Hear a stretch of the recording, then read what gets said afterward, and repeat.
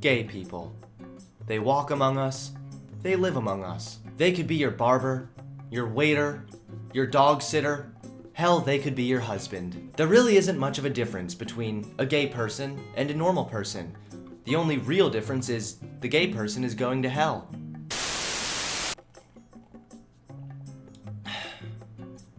White people. They walk among us, they live among us. They could be your barista, your yoga coach. Hell, they could be your wife. There isn't much of a difference between white people and normal people. The only real difference is white people marry their cousins. Come to think of it, there isn't really much of a difference between gay people and white people. The only real difference is gay people will get super offended with my opening joke and try to ruin my entire career because of it. What's up everybody, it's Hunter Avalone here and welcome to a brand new video. Today we are talking about everyone's favorite subject, the gays. Now despite the offensive title and the offensive opening to this video, I would invite you all to stick around and hear me out before you just click off this video and go cry tears of rainbows. There is an epidemic going on within the gay community. And no, I'm not talking about AIDS. I'm talking about this recent trend where the gay community attacks anyone who dares to make a joke about gay people. Quite honestly, I'm sick of it, and I have to talk about it. Now just to clarify, this video is not an attack towards gays as a whole. In fact, I'd guess that this video will actually be speaking for a lot of gay people. I do not hate gay people, but I absolutely despise their sensitivity.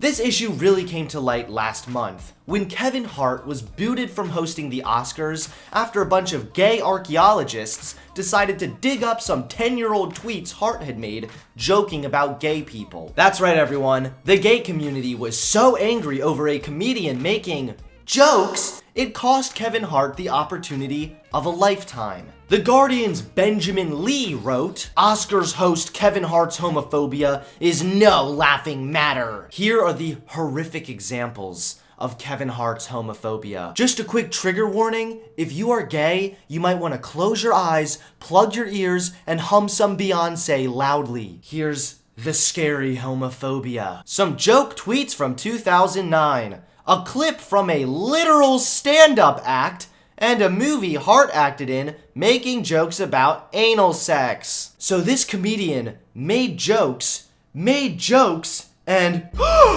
made jokes! This didn't stop the LGBT hate mob from viciously attacking Hart until he had no choice but to step down from the hosting gig. Chad Griffin, the head of the civil rights advocacy group called the Human Rights Campaign, responded to Hart on Twitter. "You have a rare opportunity to take responsibility, teach people in this moment, and send a message to LGBTQ youth that they matter and deserve dignity and respect. You say you've grown. Show us. Make amends for hurtful things you've said and affirm LGBTQ people." You remember the good old days when gay people just wanted tolerance? They just wanted a basic level of acceptance? Well, now you have to submit to their every wish and affirm gay people. Also, what hurtful things is this guy even talking about? Are you talking about jokes? Are jokes a comedian makes now hurtful and not only require an apology, but a thorough ass-kissing to gay people as well? Should Hart also apologize to women since he's made jokes about women in the past? It's not a comedian's job to affirm gay people, or affirm anyone for that matter. It's a comedian's job to make jokes about everything and anyone, so long as it's funny and there's a market for it. However, you sensitive gays are making that near impossible. It didn't stop there, however.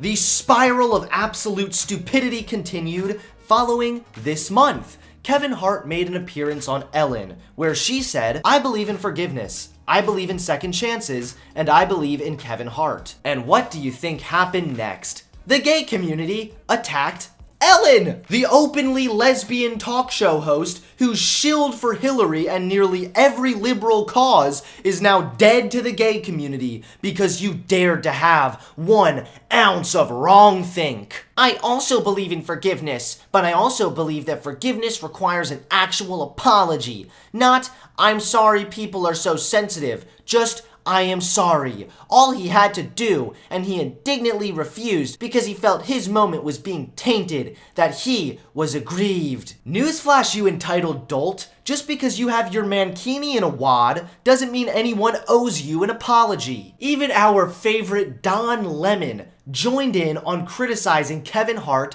and Ellen just last week. And we won't tolerate jokes that tell those youth otherwise. We need to talk about how people who may have messed up can become allies as well. Because apologizing and moving on does not make the world a better place for people who are gay or people who are transgender. Being an ally does.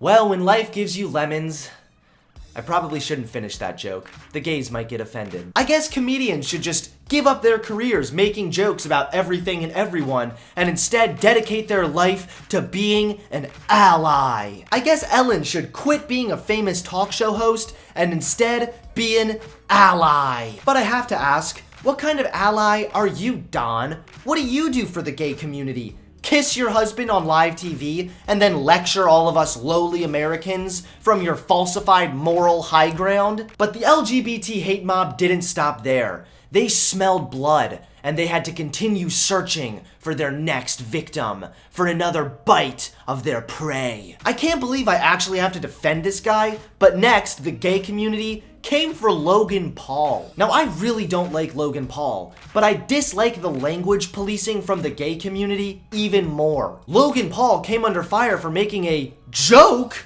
in his podcast where he said he was gonna go gay for a month. He said, quote, "It's male only March. We're gonna attempt to go gay for just 1 month." My homophobia senses are tingling. Someone made a joke about gay people. Logan Paul joking about being gay for 1 month while countless LGBT+ around the world are killed and committing suicide for their sexuality is disgusting. He continues to be an awful representation of the YouTube community and shows he has learned nothing over the last year. Oh, thank you so much for the lecture, you good little boy. Jokes about a group of people should never be made if that group of people also commits suicide, right? Well, Daniel, where are you to criticize the constant jokes being made about white men? Last I checked, the rate of suicide is highest in middle-aged white men. Oh, silly me, I nearly forgot. You don't care about that. You just like to defend the gays because you're a shallow, weak, virtue-signaling moron looking for some brownie points from the left. Either that, or you're so terrified that if you don't defend the gays, they'll come for you next. I've seen multiple people take this stupid and manipulative route to somehow paint gay jokes as these horrible, awful things. The Guardian even linked a list of people killed by their parents because of their sexuality in the article criticizing Kevin Hart. Well, with that logic, maybe Amy Schumer should stop making jokes about getting drunk and then fingered. You know, a lot of women are raped when they're drunk. Here's a list of a bunch of women that were just raped. How dare Amy Schumer? To somehow link terrible things happening in the real world to comedic performances is not only illogical because you could apply this logic to virtually any joke, but it takes the fun out of everything. Yes, terrible things happen, and it's terrible, but if you applied this logic to everything, you could never laugh again. It's even to the point where Family Guy will no longer make jokes about gay people. The producer said, if you look at a show from 2005 or 2006 and put it side by side with a show from 2018 to 2019, they're going to have a few differences. Some of the things we felt comfortable saying and joking about back then, we now understand is not acceptable. How can anyone compare a time where we had the freedom to make jokes about whatever we want to the present, where certain jokes are not acceptable, and claim we've progressed as a society? Because if you ask me, a rabid hate mob of rainbow-wearing losers attacking anyone who dares to make a joke looks a lot more like regression to me. Comedians are allowed to make jokes, and they should continue to make jokes about everything and everyone, even gay people. In fact, I'd go as far as to say comedians should especially make jokes about gay people. Because the minute you start protecting gay people from jokes is the minute you stop treating gay people as equals. Gay people claim they just want to be treated as equals, and I agree with this notion. I don't hate gay people, I support gay people's rights to be married, and I support the gay community's desire to be treated as equals. But when you start censoring jokes and treating gay people like these whiny little wimps who can't handle a couple jokes being made at their expense, you dehumanize gay people. Plus, I have to ask, what does the gay community stand to gain from all this? Yay, we seriously dented someone's career and reputation because they made a joke about us that we didn't like. We act like annoying crybabies who attack anyone who doesn't kiss our feet. And yet you still expect respect? The gay community demands tolerance, yet they act intolerant towards anyone else's language or beliefs. They call for acceptance, but can't bring themselves to accept a black man making a couple offensive jokes 10 years ago. Gay community, when you form these angry hate mobs,